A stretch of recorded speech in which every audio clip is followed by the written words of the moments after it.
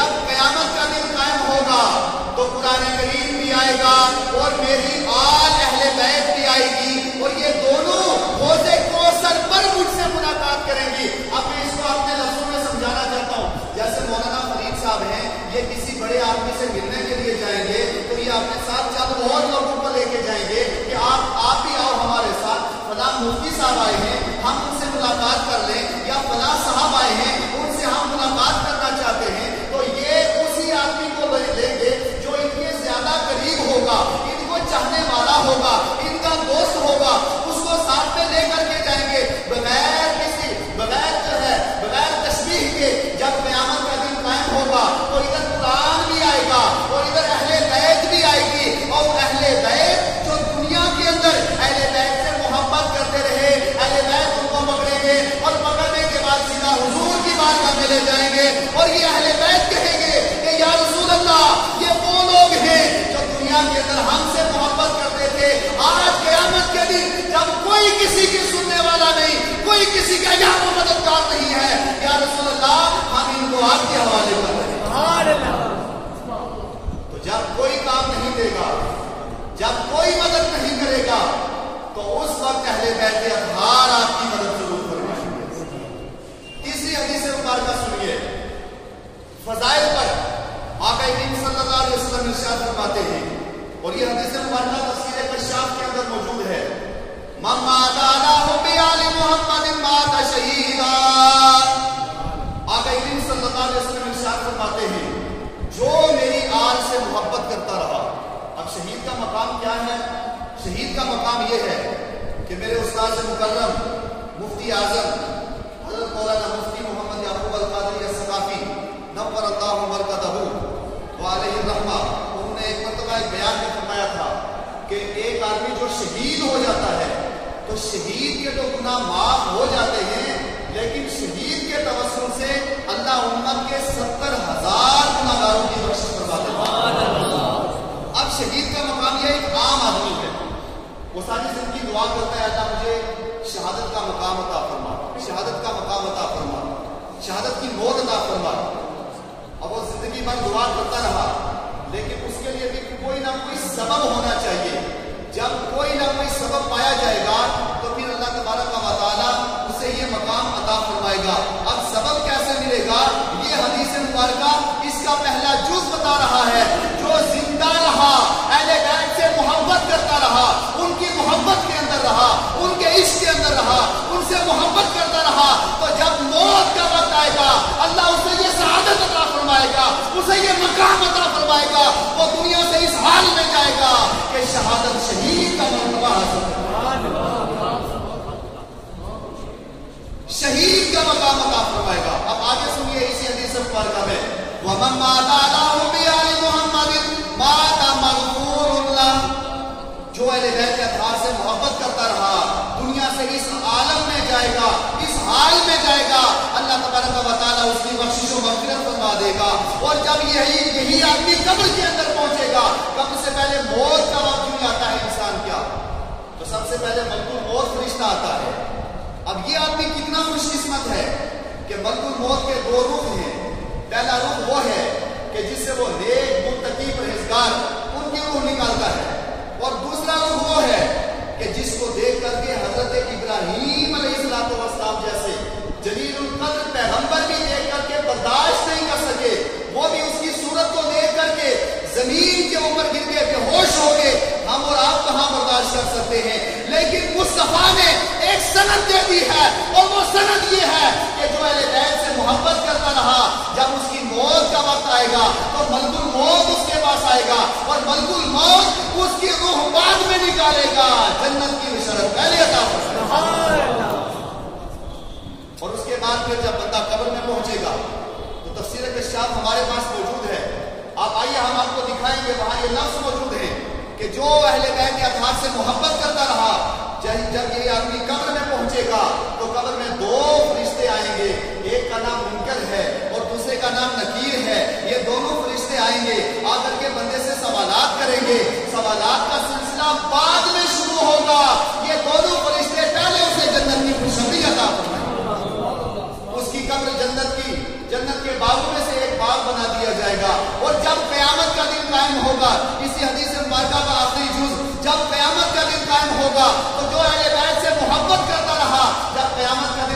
ہوگا تو قیامت کے دن اسی آدمی کو یعنی صبح قیامت تک جتنے لوگ اہل بیت سے محبت کرتے رہے تو ان سب کو قیامت کے دن اس حال میں لایا جائے گا جیسے ایک دلہن کو سجا کر کے ایک گھر سے دوسرے گھر بھیجا جاتا ہے. اسی طرح حدیث کے لفظ ہیں کہ جو اہل بیت سے محبت کرتا رہا اسے ایسے سجا کر کے لایا جائے گا اور جنت کے اندر داخل کروا دیا جائے گا.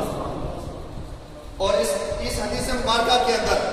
آخر میں سرکار علیہ الصلوۃ والسلام ارشاد فرماتے ہیں من مات علی حب آل محمد مات علی السنۃ والجماعہ. آخر میں سند بھی دے دی کہ جو اہل بیت سے محبت کرتا رہا اس کا خاتمہ اہل سنت والجماعت پر ہوگا. تو یہ اتنے فضائل ہیں.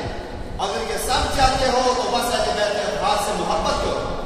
جو اہل بیت کے اطہار سے محبت کرتا ہے اللہ تعالیٰ اسے یہ مقام عطا فرماتا ہے. اسی کا دوسرا لفظ بھی سن لیجئے. جو اہل بیت سے بغض کرتا ہے اس پر بھی اس کا دوسرا لفظ سنیے. آقا کریم صلی اللہ علیہ وسلم ارشاد فرماتے ہیں من ابغضنا اهل البيت حشره الله يوم القيامه يهوديا. استغفر الله العظیم. آقا کریم ارشاد فرماتے ہیں کہ جو میری اہل بیت سے بغض رکھے گا تو جب قیامت کا دن قائم ہوگا اللہ تبارک و تعالی اس کا حشر یہودیوں کے اندر کرے گا, یہود و نصارہ میں کرے گا. اب راوی نے پوچھا وَإِن صَلَّى وَإِن صَامَ. آقا کریم نے فرمایا وَإِن صَلَّى وَصَامَ وَزَعَمَ أَنَّهُ مُسْلِمٌ. اگرچہ یہ نماز بھی پڑھے, دوسرے لفظوں میں اگرچہ یہ نماز بھی پڑھتا ہو, یہ روزہ بھی رکھتا ہو, یہ زکات بھی دیتا ہو, یہ حاجی بھی ہو, یہ متقی بھی ہو, پرہیزگار بھی ہو, مفسر بھی ہو, محدث بھی ہو, سب کچھ موجود ہو, لیکن اہل بیت سے بغض کر رہا ہے, حضرت علی سے نفرت رکھ رہا ہے, اہل بیت کے اطہار سے نفرت رکھ رہا ہے, تو آقا کریم ارشاد فرماتے ہیں اگرچہ وہ خود کو مسلمان بھی سمجھتا ہو, تب بھی اس کا حشر یہودیوں کے ساتھ تب بھی اس کا حشر یہود و نصارہ کے ساتھ ہوگا. اگرچہ وہ مسلمان سمجھتا ہو تو آقا کریم نے فرمایا وَإِن زَعَمَ أَنَّهُ مُسْلِمٌ. اگرچہ وہ خود کو مسلمان بھی سمجھتا ہو تب بھی اس کا حشر یہود و نصارہ کے ساتھ ہوگا. اور اسی حدیث اسی جو ہے یہ پوز کے تعلق سے آخری حدیث مبارکہ حضرت عبداللہ ابن عباس رضی اللہ عنہ وہ اس حدیث مبارکہ کو روایت فرماتے ہیں. آقا کریم صلی اللہ علیہ وسلم نے ارشاد فرمایا لو ان رجلا لصعد بین المقام والرکن وهو مبغض اہل بیت محمد دخل النار. سرکار علیہ السلام ارشاد فرماتے ہیں حجاج کرام یہاں موجود ہیں, آپ نے کعبہ شریف کا بھی دیدار کیا ہے اور مقام ابراہیم کا بھی دیدار کیا ہے. ادھر کعبہ شریف ہے اور سامنے مقام ابراہیم ہے. تو آقا کریم ارشاد فرماتے ہیں لو ان رجلا صعد, اگر ایک آدمی ساری زندگی کعبۃ اللہ اور مقام ابراہیم کے پاس گزار دے, وہاں طواف بھی کرتا رہے, نوافل بھی پڑھے, ذکر و اذکار بھی کرے, لیکن ایک چیز ہے اس کا دل اہل بیت اطہار کے لیے صاف نہیں ہے. اتنی مقدس جگہ پہنچ گیا کہ وہ طواف بھی کر رہا ہے اور ساری زندگی اگرچہ وہی گزار دے, آقا کریم ارشاد فرماتے ہیں اگر وہ میری آل سے بغض رکھتا ہے دخل النار, سیدھا دوزخ کے اندر. فضائل اہل بیت پر بے شمار حدیث مبارکہ ہیں, لیکن وقت کم ہے. میں انہی چند حدیثوں پر اپنی گفتگو کو سمیٹتے ہوئے ایک شہادت کا تذکرہ آپ کے سامنے کر کے اپنی بات کو ختم کروں گا. یہ امام حسین ہیں کہ اتنی بڑی فضیلت مصطفیٰ نے ان کی بتائی, اتنی شان ان کی بتائی, اہل بیت اطہار کی اتنی فضیلت بتائی. اب اس فضیلت کا بھی انہوں نے صحیح مظاہرہ جو کیا وہ کربلا کے اندر کیا ہے. کیونکہ اگر آپ ایک آدمی کی تعریف ہی کرتے رہے اور اس کے اندر ہو کچھ نہ تو پھر یہ کہا جائے گا یہ اس کی جو ہے ایسے ہی سکی تعریفیں ہو رہی ہیں. لیکن اہل بیت اطہار کی شان اور ذات وہ ہے کہ جب بھی اسلام پر حملہ ہوا, قرآن پر حملہ ہوا, مصطفیٰ کی ناموس پر حملہ ہوا, تو سب سے پہلے اگر کسی نے اپنی جان کا نذرانہ پیش کیا تو وہ اہل بیت نے پیش کیا. اور آج کے دور میں بھی ہم کہنا چاہتے ہیں جتنے اسلام پر حملہ کرنا چاہتے ہیں, قرآن پر حملہ کرنا چاہتے ہیں, مصطفیٰ کی ذات پر حملہ کرتے ہیں اور ایسی ویسی باتیں کرتے ہیں, ہم ان کو آج بھی یہ کہتے ہیں کہ امام حسین رضی اللہ عنہ آپ نے پورا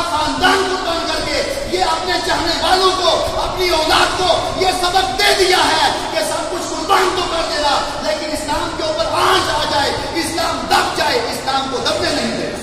نعرہ تکبیر، نعرہ رسالت، علماء اہل سنت،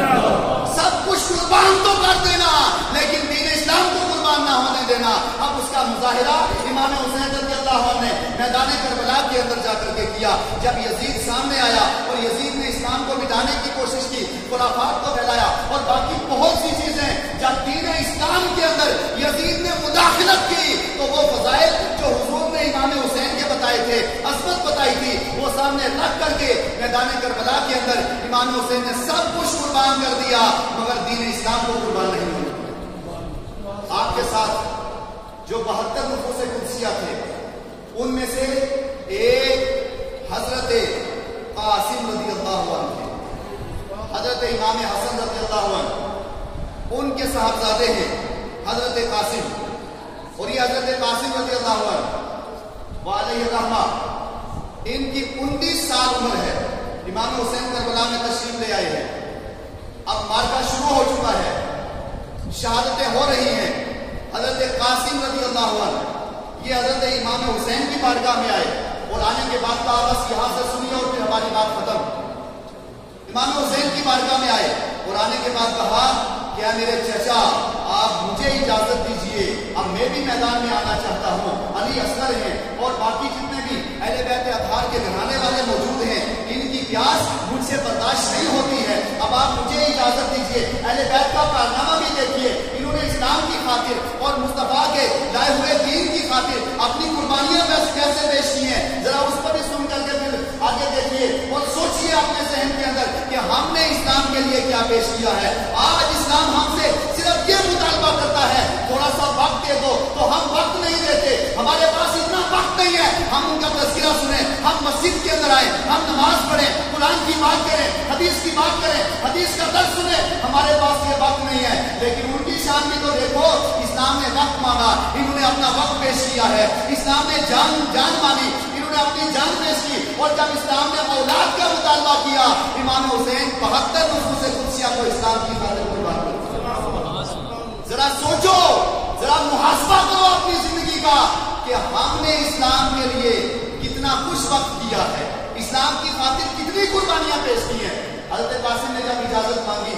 تو امام حسین رضی اللہ عنہ آپ کی آنکھوں سے آنسو آ گئے، اور آنسو آنے کے بعد آپ نے اجازت دے دی ان کو، یہ میدان کے اندر آئے۔ جو ہی میدان میں آئے اب سامنے ارزق تھا، اور یہ ارزق وہ تھا جو بہت بڑا خبیث تھا، اہل بیت کا دشمن تھا، اہل بیت کو چاہنے والا نہیں تھا۔ اب ارزق سے کہا کہ تو آ کر کے قاسم کا مقابلہ کر، تو ارزق نے یہ کہا کہ یہ بیٹا، یہ بچہ ہے اور میں اتنا بڑا طاقتور آدمی ہوں، میرے پاس اتنی طاقت اور قوت ہے، اس بچے کا میں مقابلہ کروں، یہ میری انسلٹ ہوتی ہے۔ تو اس کے جو ساتھی تھے انہوں نے کہا ذرا اگر تو نہیں جاتا تو ذرا بچوں کو بھیج دے۔ اب یہ ارزق جو تھا اس نے اپنے بڑے بچے کو بھیجا اور کہا کہ اس قاسم کے لیے تو یہ میرا بیٹا ہی کافی ہے، یہ ان کا مقابلہ کر لے گا۔ اب ارزق کا بڑا بیٹا یہ حضرت قاسم کے مقابلے کے لیے جو ہی میدان کے اندر آیا تو حضرت قاسم وہ ہیں کہ 3 دن سے پانی بند کر دیا، لیکن اس کے باوجود حضرت قاسم ان کی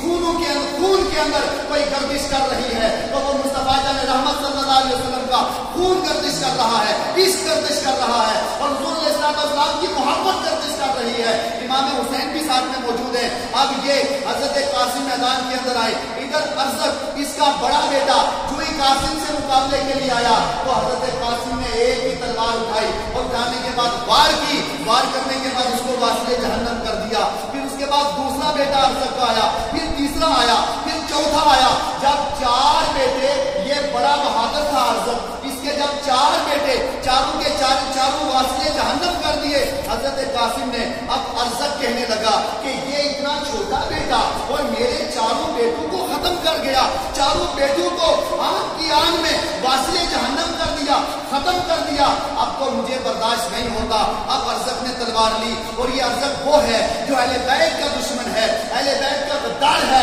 اس نے تلوار لی اور لینے کے بعد حضرت قاسم کے مقابلے کے لیے آ رہا ہے۔ ان کی عمر 19 سال ہے اور یہ تو بڑا طاقتور آدمی ہے۔ جو یہ حضرت قاسم کے مقابلے میں آیا تو حضرت قاسم نے ایک ہی جملہ کہا، وہ کہنے لگے حضرت قاسم نے کہا تیرا تذکرہ ہم نے سنا تھا، تو اپنے آپ کو بہت بڑا کہتا ہے، بہت طاقتور کہتا ہے، ذرا نیچے دیکھ جو تو نے جو جس کے اوپر یہ سوار ہے، یہ جو سواری ہے اس کی لگام یہ ڈھیلی ہے، ذرا اتنا بڑا تو طاقتور ہے، تیرا دماغ کہاں چلا گیا، تیری عقل کہاں چلی گئی، ذرا دیکھ یہ لگام اس کو تھوڑا ٹائٹ کر دے، ڈھیلی ہے۔ اس نے جو ہی نیچے دیکھا قاسم نے موقع پایا اس کے اوپر بھی حملہ کر کے واسطے جہنم کر دیا۔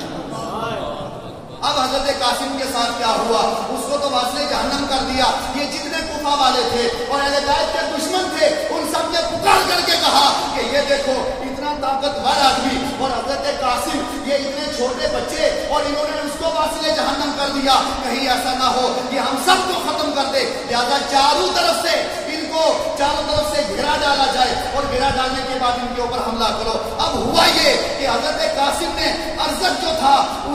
اس کے بیٹے کی تلوار بھی چھین لی تھی اور اب حضرت قاسم پر چاروں طرف سے ان کے اوپر گھیرا ڈالا اور گھیرا ڈالنے کے بعد چاروں طرف سے انہوں نے سخت تیر چلائے۔ اب حضرت قاسم جو ہیں وہ تیروں کو برداشت نہ کر سکے اور جانور کے اوپر سے زمین کے اوپر تشریف لائے، جو ہی زمین پر تشریف لائے بس ایک درد بھری آواز تھی، انہوں نے پکارا اے میرے چچا جان، اے حسین آپ کہاں ہو، میری مدد کے لیے آؤ، اے حسین میری مدد کے لیے آؤ، اے حسین مجھے پانی چاہیے۔ اب حضرت امام حسین رضی اللہ عنہ آپ وہ فوراً نکلے اور جانے کے بعد قاسم کو اٹھایا، اپنی گود کے اندر لیا، جو ہی اپنی گود کے اندر لیا قاسم نے نگاہ کھولی، آنکھیں کھولی، جو ہی آنکھیں کھولی تو سامنے حضرت امام حسین کا چہرہ دیکھا، جو ہی چہرہ دیکھا بس چہرہ دیکھنے کے بعد آنکھیں بند کی، حضرت قاسم کی روح پرواز ہو گئی۔ امام حسین نے ان کو اٹھایا، اٹھانے کے بعد خیمے کے اندر لے آئے، جو ہی خیمے کے اندر لائے حضرت قاسم علمبردار ہیں، اب وہ آئے اور آنے کے بعد حضرت عباس علمبردار ہیں، وہ سامنے آگے اور آنے کے بعد کہا اے حسین اب میں سب کچھ تو قربان کر سکتا ہوں لیکن میں یہ برداشت نہیں کر سکتا، اے حسین آپ مجھے اجازت دیجیے، میں ان یزیدیوں سے مقابلہ کرنا چاہتا ہوں۔ حضرت امام حسین نے فرمایا اے عباس علمبردار آپ اسلام کے علم ہیں، آپ علمبردار ہیں، اگر آپ شہید ہو جائیں گے تو آپ کی شہادت کے بعد میں علمبردار کس کو کہوں گا، کس کو پکار کر کے کہوں گا۔ اب عباس علمبردار کہتے ہیں اے حسین مجھے آپ اجازت دے دیجیے، مجھے سکینہ کا رونا برداشت نہیں ہوتا ہے، مجھے سکینہ کی پیاس برداشت نہیں ہوتی ہے، مجھے ان ننھے ننھے بچوں کی پیاس برداشت نہیں ہوتی، آپ مجھے اجازت دے دیجیے۔ آخر میں امام حسین رضی اللہ عنہ آپ نے عباس علمبردار کو اجازت دی، تلوار بھی دی ان کو اور تلوار دینے کے بعد ان کے لیے دعائیں کر دی اور دعائیں کرنے کے بعد اب عباس علمبردار نکلے، ساتھ میں ایک مشکیزہ لے لیا اور مشکیزہ لینے کے بعد سیدھا نہر کے پاس پہنچ گئے اور نہر کے پاس جو پہنچے وہاں سے پانی بھرا اور پانی بھرنے کے بعد جو ہی واپس نکلنے لگے یہ پانی لے کر کے خیمے کے اندر انہوں نے پہنچنا تھا، حضرت سکینہ کو پلانا تھا، امام حسین کو پلانا تھا، جو یہ مشکیزہ پانی کا بھرا اور بھرنے کے بعد آگے نکلے۔ تاریخ کے اندر روئے زمین کے اوپر ایسا منظر آپ نے نہیں دیکھا ہوگا جہاں پانی بند کیا ہے اور وہ بھی 3 دن کے لیے، یہ سب کچھ امام حسین نے اگر برداشت کیا ہے مصطفیٰ کی عظمت کے لیے برداشت کیا ہے، مصطفیٰ جان رحمت کے ناموس کے لیے برداشت کیا۔ حضرت قاسم حضرت عباس علمبردار پانی کا مشکیزہ بھرا، مشکیزہ بھر کے آگے پہنچے، یزیدیوں نے دیکھ لیا اور کہا اگر یہ بیٹا پانی لے کر کے اپنے خیمے کے اندر پہنچ گیا تو یہ سمجھ لو پھر ہمارا خاتمہ ہو جائے گا، ہم ختم ہو جائیں گے، ہمارا جو ہے نقشہ مٹا دیا جائے گا، اب ایسا کرو اس کے اوپر بھی حملہ کرو اور یہ مشکیزہ پانی کا خیمے تک نہیں پہنچنا چاہیے۔ ان یزیدیوں نے اتنا ظلم کیا، پانی بھی بند، وہ ان کا ظلم تھا، اب اتنا کچھ انہوں نے کیا۔ امام حسین رضی اللہ عنہ سب کچھ سہ رہے ہیں اور سب کچھ سہ کر کے سب کچھ برداشت کر رہے ہیں، صرف مصطفیٰ کی عظمت اور ناموس کی خاطر اور دین اسلام کی خاطر برداشت کر رہے ہیں۔ اب عباس علمبردار جو مشکلہ لے کے تھوڑا سا آگے نکلے تو اس وقت یزیدیوں نے پہلا حملہ کیا، آپ کے پاؤں کے اوپر حملہ کیا، پھر آپ کے بازو پر حملہ کیا، آپ کا بازو کٹ گیا، اب دوسرے ہاتھ میں مشکیزہ بھی ہے اور تلوار بھی ہے، آپ مقابلہ کر رہے ہیں، پھر آپ نے منہ کے اندر مشکیزہ لیا، تلوار بھی چلا رہے ہیں، مقابلہ بھی کر رہے ہیں۔ قریب تھا کہ عباس علمبردار اپنے خیمے کے اندر پہنچتے آگے ایک یزیدی بڑا اور اس نے مشکیزے کے اوپر تیر چلایا، جو ہی مشکیزے پر تیر چلایا اب وہ مشکیزہ ٹوٹ گیا اور وہ سارا پانی جو تھا وہ زمین کے اوپر گر گیا اور چاروں طرف سے حضرت عباس علمبردار ان کے اوپر بھی اتنے زیادہ تیر چلائے کہ تقریباً 27 یا اس سے کم و بیش حضرت عباس علمبردار پر تیر چلے۔ اب آخر میں وہ برداشت نہ کر سکے، وہ بھی زمین پر نظر آئے. امام حسین کو پکارا, امام حسین آئے, آنے کے بعد ان کو گود میں لیا, ان کی روح کی پرواز ہو گئی, ان کو اٹھایا اور اپنے خیمے کے اندر لے آئے. اسی طرح آخر میں پھر امام حسین رضی اللہ عنہ تکبیر, نعرہ رسالت, علماء اہل سنت. آپ